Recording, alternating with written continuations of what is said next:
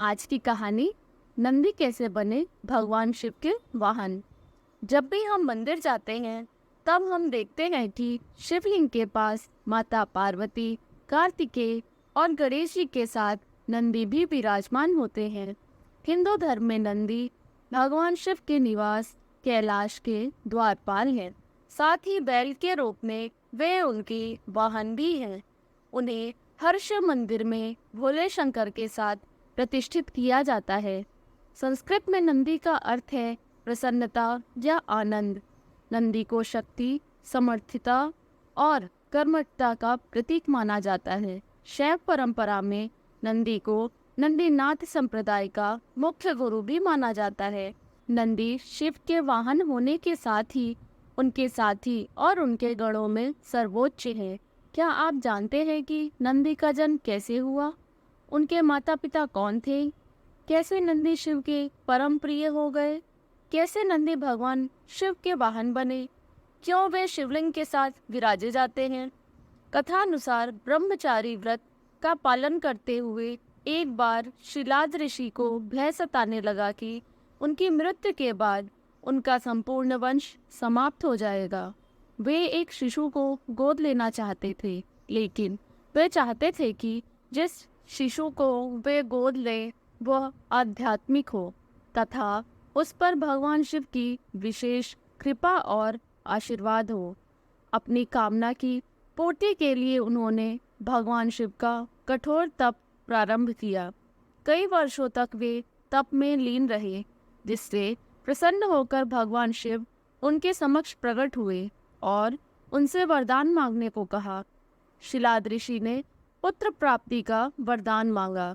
भगवान शिव शिलाद ऋषि को उनका मनचाहा वरदान देकर अंतर्ध्यान हो गए। भगवान शिव के अंतर्ध्यान होने के बाद शिलाद ऋषि ने जब अपनी आंखें खोली तो उनकी गोद में एक शिशु था। उस शिशु के चेहरे पर एक अलौकिक तेज था। शिलाद ऋषि ने उसका नाम नंदी रखा और उसका पालन पोषण करने लगे। वे उससे बहुत स्नेह करते थे, किंतु नियति ने नंदी के लिए कुछ और ही लिख रखा था। एक दिन मित्र और वरुण नाम दो संत शिलाद ऋषि के आश्रम में पधारे। शिलाद ऋषि ने उनका खूब आदर सत्कार किया। नंदी ने भी उनकी बहुत सेवा की। प्रस्थान करते समय शिलाद ऋषि और नंदी ने दोनों संतों का आशीर्वाद लिया। संतों ने शिलाद ऋषि को दीर्घायु और खुशहाली का आशीर्वाद दिया, किंतु जब नंदी को आशीर्वाद देने की बारी आई तो उनके माथे पर चिंता की लकीरें खिंच गई। शिलाद ऋषि ने यह तुरंत भाप लिया। जब वे मित्र और वरुण ऋषि को आश्रम के बाहर तक छोड़ने गए तो उनसे पूछ लिया कि उन्होंने नंदी को लंबी आयु का आशीर्वाद क्यों नहीं दिया। तब दोनों संतों ने उन्हें बताया कि नंदी अल्पायु है। यह सुनकर शिलाद ऋषि चिंताग्रस्त हो गए। नंदी ने जब पिता को चिंतित देखा तो उसका कारण पूछा। शिलाद ऋषि ने नंदी को पूरी सच्चाई बता दी। पिता की बात सुन नंदी हंसने लगे।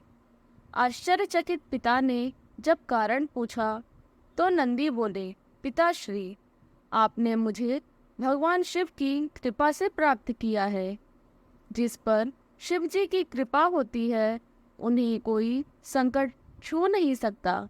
यह कहकर वे पिता का आशीर्वाद प्राप्त कर भगवान शिव की तपस्या करने वन चले गए और तप करने लगे। नंदी का तप इतना कठोर, ध्यान इतना प्रबल और आस्था इतनी मजबूत थी कि भगवान शिव को प्रकट होने में अधिक समय नहीं लगा।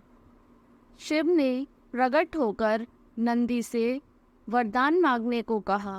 नंदी ने पूरी उम्र उनका सान्निध्य मांग लिया। तब शिव ने उन्हें बैल का चेहरा प्रदान कर अपने वाहन के रूप में स्वीकार किया और अपने गढ़ों में सर्वोच्च स्थान प्रदान किया। शिव जी के आशीर्वाद से नंदी मृत्यु के भय से मुक्त होकर अजर अमर हो गए। भगवान शिव ने गणों के अधिपति के रूप में नंदी का अभिषेक करवाया। इस तरह नंदी नंदीश्वर हो गए।